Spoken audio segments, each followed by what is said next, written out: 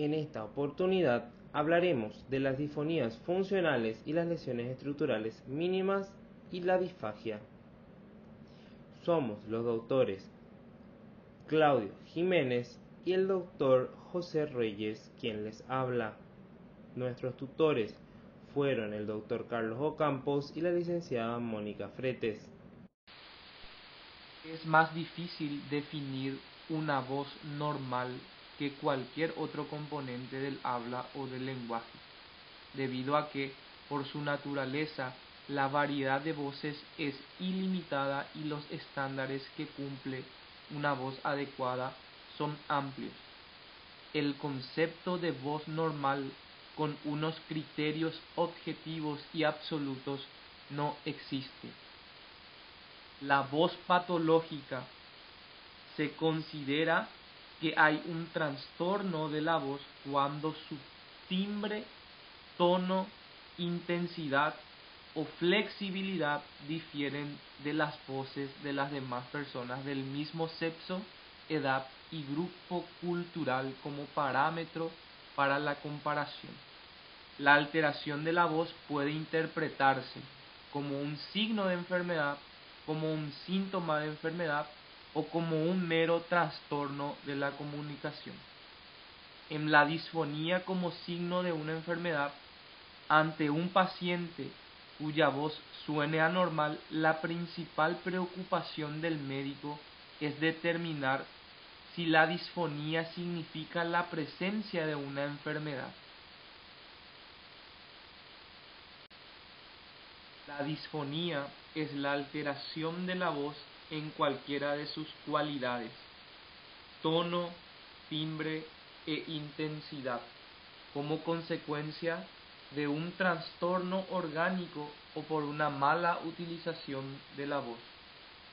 La disfonía funcional se define clásicamente como una alteración de las cualidades de la voz y en particular de su timbre, que corresponde en lo esencial a un desarreglo del comportamiento fonatorio, perturbación del gesto fonatorio y la falta de adaptación y de coordinación de los diversos órganos que intervienen en la fonación. Una definición más precisa de las disfonías funcionales corresponde a una alteración de la voz en ausencia de cualquier enfermedad neurológica y alteración anatómica o estructural de la laringe. La alteración en la voz provocada por una coordinación inadecuada de los elementos que intervienen en la producción de la misma.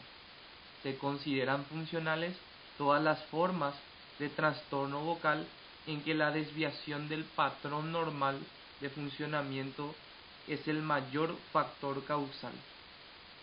Existen factores desencadenantes que pueden intervenir en la génesis de estas disfonías funcionales. La disfonía funcional básicamente se caracteriza por una calidad anormal de la voz, sin que exista una lesión identificable. Las personas con ocupaciones en las que el uso de la voz es fundamental, como los maestros, tienen un mayor riesgo de desarrollar una disfonía funcional. Todavía se debaten las causas de los trastornos de la voz. Tampoco hay consenso alguno sobre el mejor método de evaluación de la voz, aunque muchos autores consideran la evaluación auditiva de la calidad de la voz como la medida de valor de referencia, el gold estándar. Como la disfonía funcional es un trastorno de la voz no orgánico, no existen indicaciones para las intervenciones quirúrgicas o médicas, y se trata mediante una terapia conductual, es decir, terapia de la voz. La terapia de la voz consta generalmente de una combinación de técnicas terapéuticas directas e indirectas. Las técnicas directas se centran en los cambios fisiológicos fundamentales necesarios para mejorar la técnica de un individuo al usar el sistema vocal, mientras que las técnicas indirectas se concentran en los aspectos contribuyentes y de mantenimiento del trastorno de la voz, como la falta del conocimiento. Una combinación de la terapia directa o indirecta de la voz es efectiva para mejorar la funcionalidad vocal en comparación con ninguna intervención. Es posible que los resultados logrados todavía sean evidentes posterior a este proceso.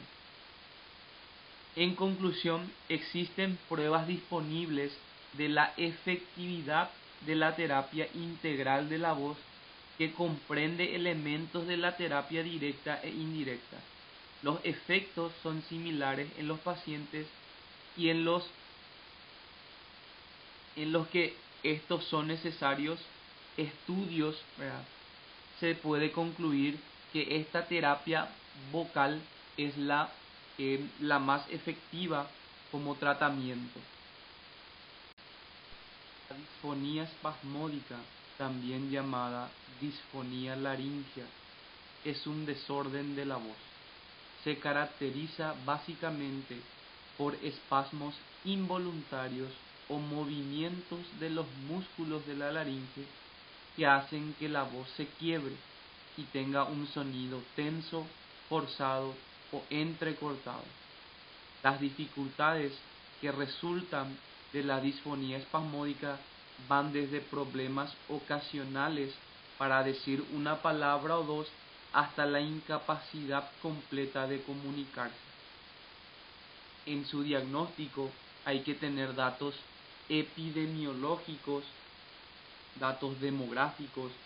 La disfonía espasmódica es más frecuente en mujeres, se puede presentar en cualquier etapa de la vida, pero la mayor incidencia se establece entre los 40 y 45 años de edad.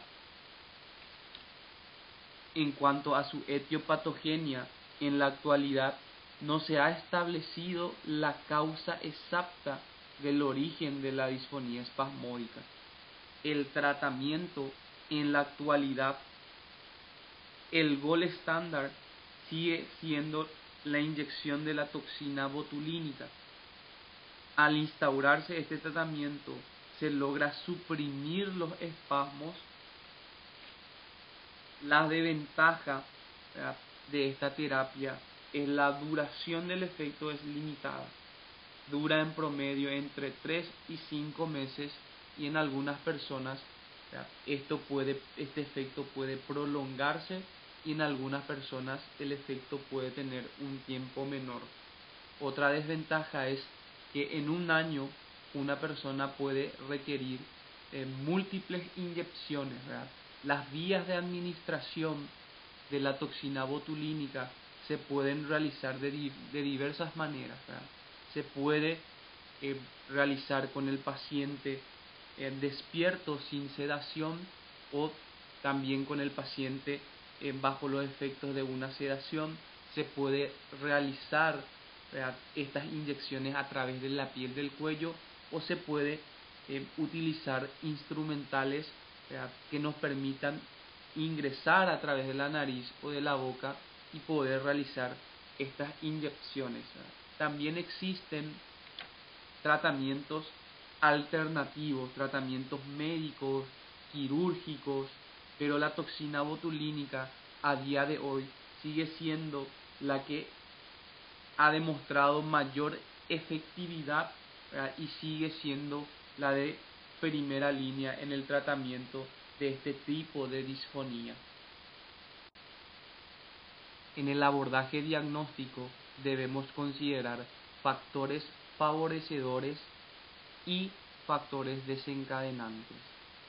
Entre los factores favorecedores podemos citar la obligación socioprofesional de hablar o cantar, características psicológicas de las personas y situaciones difíciles en relación a aspectos psicológicos, también hábitos alcohólicos y tabáquicos procesos otorrinolaringológicos crónicos, deficiencia del control autofonatorio por un problema de hipoacusia, así también la exposición al ruido, al polvo, vapores irritantes y aires contaminados, la presencia de un disfónico en el medio inmediato, disfonía por imitación, se refiere a esta situación, y los factores desencadenantes podrían ser alteraciones de la laringe de origen infeccioso irritante y afecciones que ocasionan tos, así también situaciones como el embarazo e intervenciones abdominales, situaciones o procedimientos quirúrgicos como la amidalectomía, los incidentes familiares, profesionales o sentimentales, así como los conflictos psicológicos. Debemos de tener en cuenta en el inicio como base para iniciar el abordaje diagnóstico de estos trastornos. Lesiones estructurales mínimas de la laringe. Las lesiones estructurales mínimas de la laringe son los pólipos, los nódulos, los granulomas, el edema de Reinke y los quistes mucosos. Los pólipos vocales son la alteración más frecuente que se da a nivel de las cuerdas vocales. Son de aparición aguda, unilaterales, pueden ser sésiles o pediculadas y se ubican en general en la mitad anterior de las cuerdas vocales y se deben tanto al abuso de la voz, el trauma vocal y el reflujo gastroesofágico. Los pólipos vocales se presentan sobre todo entre los 30 y 45 años en el sexo masculino y de forma unilateral, aunque también pueden presentarse en forma bilateral. Respecto al cuadro clínico, pueden presentarse como una disfonía bitonal. Estas lesiones pueden tener tamaño y color variable y se ubican a nivel de la borde libre de la cuerda vocal y generan una imagen de hiato de reloj de arena a la laringoscopía, y en la estroboscopía se puede constatar una vibración menor de los pólipos y de la cuerda vocal. A la histopatología se observa una capa superficial de lámina propia, un estroma edematizado con degeneración hialina, fibras colágenas y células inflamatorias, al igual que dilatación capilar y trombosis. El tratamiento se realiza a través de la microcirugía laringea bajo anestesia general, donde el pólipo pediculado se extrae en forma íntegra a través de la técnica de microflap. Los cuidados postoperatorios incluyen el reposo vocal total de 21 días y el tratamiento para el reflujo faringolaringeo. Las complicaciones que se pueden dar durante y después de la cirugía es la formación cicatricial excesiva, la formación de tejido de granulación y hemorragia de la cuerda vocal en la región quirúrgica. Los nódulos vocales son lesiones que se dan a nivel de las cuerdas vocales debido al uso excesivo de la voz, al fonotrauma que genera el canto, el grito, usar frecuencias más bajas a las que uno normalmente utiliza, que deriva en el desgarro de las fibras musculares, generando cicatrizaciones que derivan en estas lesiones mínimas. Los nódulos vocales en general son bilaterales, como se ven en las imágenes, simétricos y se ubican en el tercio anterior y medio de las cuerdas vocales. En general son más frecuentes en las mujeres, como son un engrosamiento mucoso, la capa superficial de la lámina propia, que está formada por abundantes fibroblastos, fibras colágenas y tejido fibrótico, asociada a una hipervascularización, tejido hialino e hiperplasia junto con hiperkeratosis en las formas más crónicas. Los nódulos vocales, que son agudos, son puntiformes, bilaterales y edematosos, mientras que los crónicos son blanquecinos, de aún mayor tamaño y fibróticos.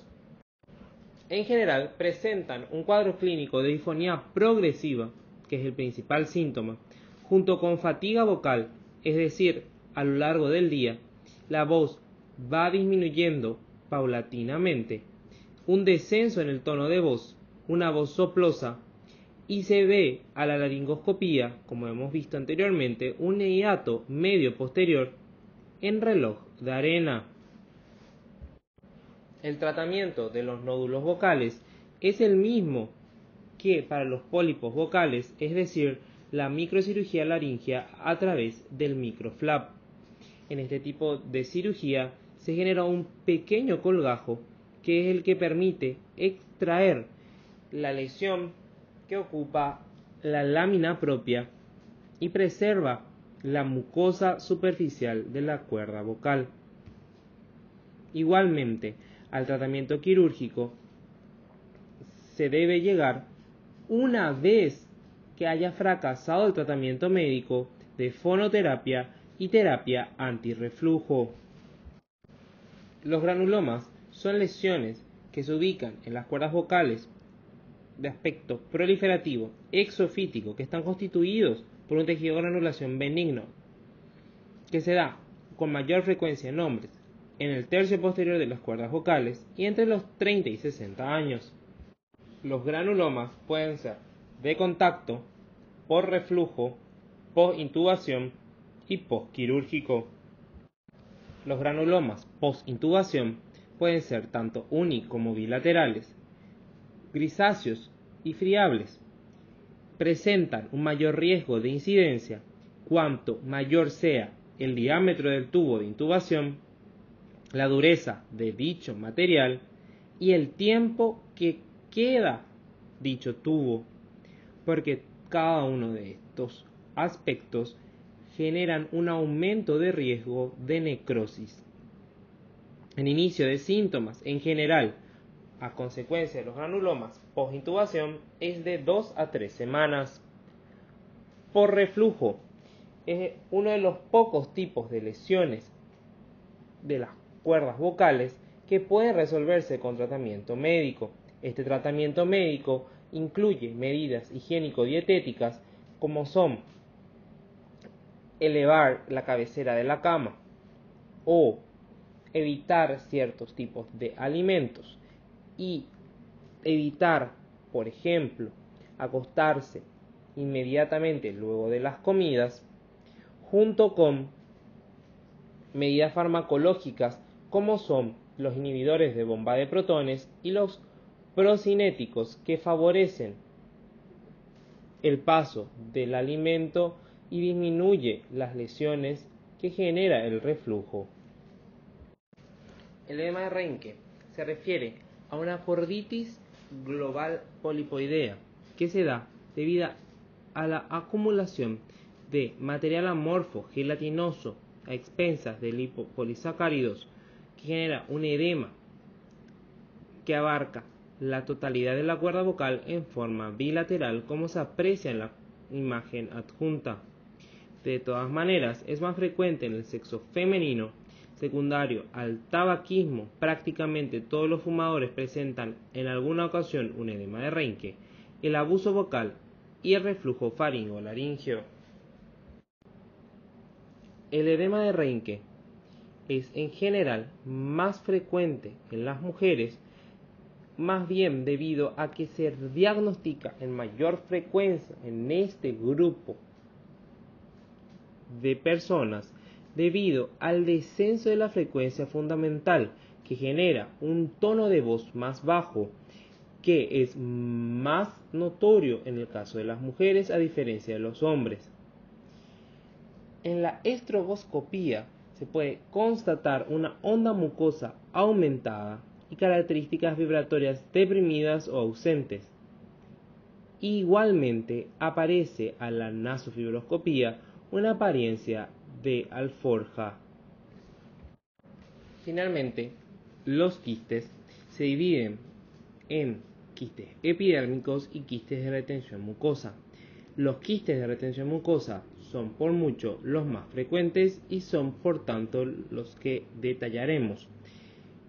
Este tipo de quistes se dan debido a la obstrucción de los conductos glandulares, que se da en general en un contexto de abuso vocal y de infecciones de vía aérea superior a repetición. tienen una patología incierta y a la nasofibroscopía, como se adjunta, se puede constatar un aumento del volumen translúcido de la cuerda vocal. En general, se pueden localizar a nivel del tercio anterior o medio de la cuerda vocal. Este tipo de quistes se tratan, al igual que las demás lesiones mínimas de la laringe, a través de la microcirugía laringea, y debe ser categórico la extracción total del quiste para evitar su recidiva.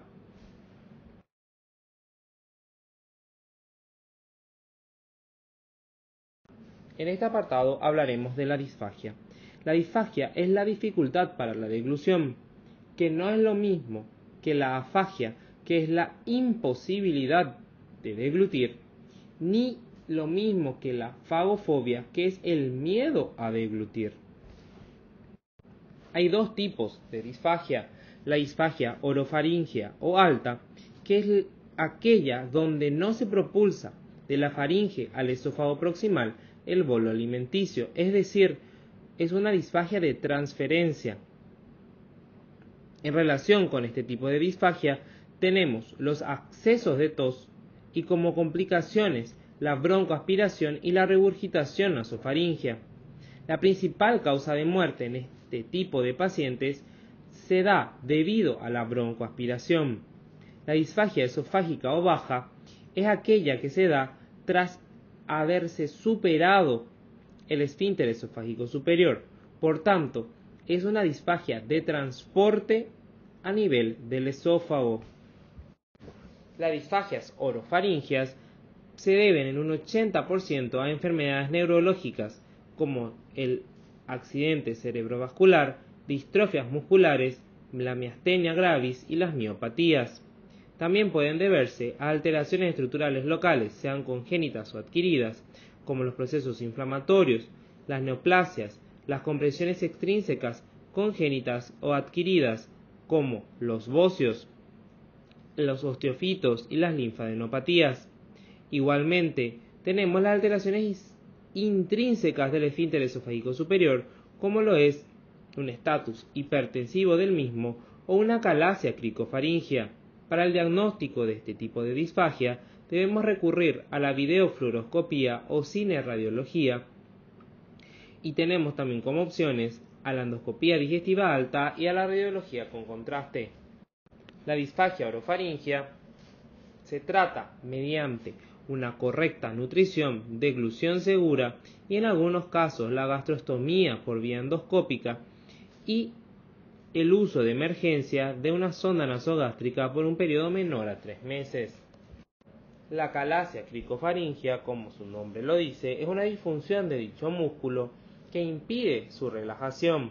Es más frecuente en personas mayores de 60 años y tiene como tratamiento la inyección de Botox, la miotomía del músculo o, en casos de un reflujo importante, la dilatación con balón.